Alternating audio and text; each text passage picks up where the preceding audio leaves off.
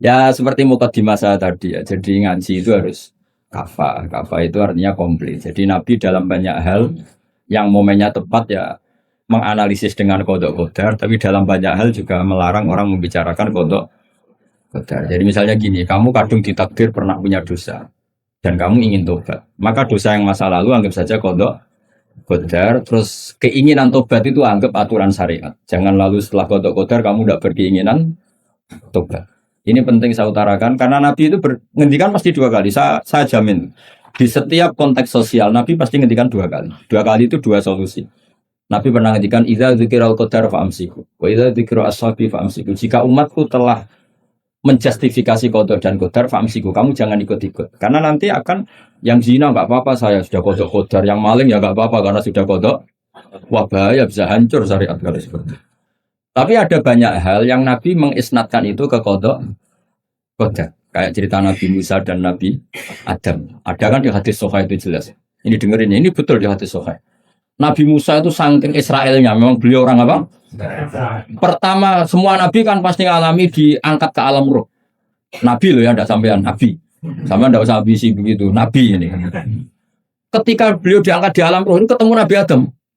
Padahal Nabi Adam kan Abul Basar, tokoh utama ada. Pertama ketemu langsung ngomong gini, anta Adam, kamu betul yang namanya Adam? Ya saya Adam.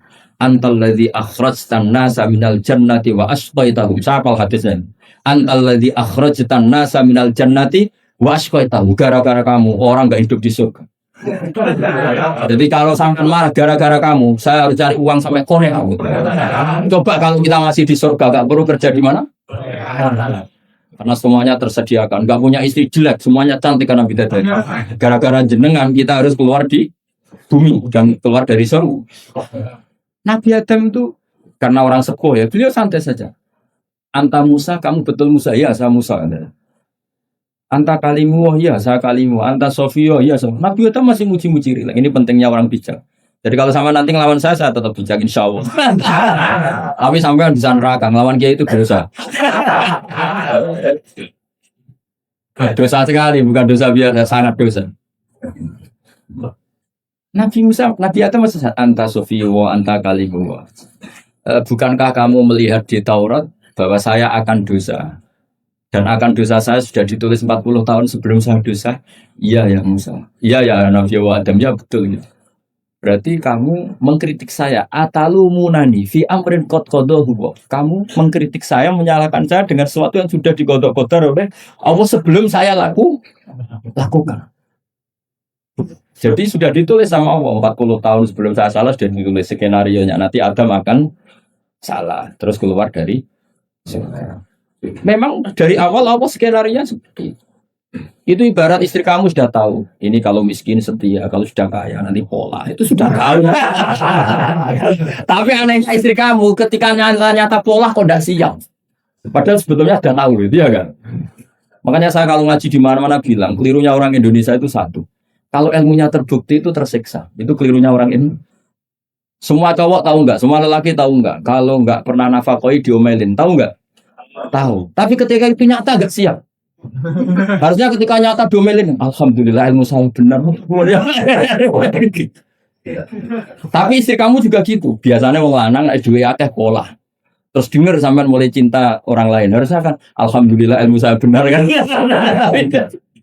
Artinya gini, manusia saja bisa memprediksi. Kan nggak mungkin kita nyifati Allah.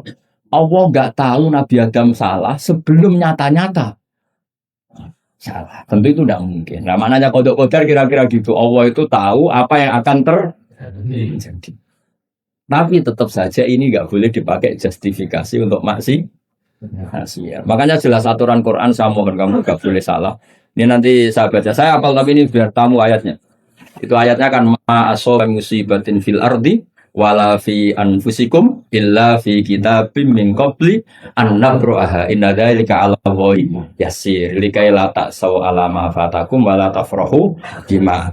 Jadi apa yang mengenai kamu di bumi maupun ada pada diri kamu, anggap saja itu yakini saja sebagai qada. Supaya kamu tidak putus asa apa yang sudah terlewatkan dan tidak bangga dengan apa yang kamu sudah Misalnya saya ini kan termasuk kiai keren misalnya. Itu saya tidak pernah bangga karena memang ditulis kalau suatu saat Gus Bahat itu keren. Jadi bangganya di mana? Kan sesuai skena ini. Jadi untuk menghilangkan ujub bangga itu dengan cara iman sama qada. Nah, terus likaila tak soal fatakum, kamu tidak perlu putus asa dengan apa yang sudah kelewat. Misalnya masa lalu kamu ya tadi diusir istri, suami, macam-macam lah, utangnya banyak, wes sudah bangkit saja, sudah. Jadi mungkin ada yang mencarikan, coba ini carikan, mungkin di surat Hadid itu Pak, yang nanti dicari ayatnya. Pokoknya ayatnya tadi apa? Ma asoba min musibatin fil ardi wala fi anfusikum apa? Illa fi kitabim min qabli an nabruha inna dzalika 'ala Allahi yasir likaila taksau 'ala ma fatakum wala tafrahu bima ada. Jadi kodok kodar ditulis supaya kamu tidak putus asa menyesali apa yang sudah kelewat dan bangga kumoluhur terhadap apa yang kamu dapat. Jadi misalnya Pak Jokowi jadi presiden untuk menghilangkan ujub ya, memang sudah ditulis kalau akan jadi ya biasa saja sesuai skenario. Ya sama seperti sampean suatu saat tua terus untukmu coplok terus dedek kepleset tiba. Soalnya harus senang saja. Zaman kamu muda juga sudah tahu kalau nanti akan seperti itu. Jadi kalau itu terjadi ya sudah akan seperti itu. Jadi ringan saja. Ini pentingnya ngaji. Jadi sesuatu itu mudah sekali kalau dianalisis dengan dengan ya cukup ya.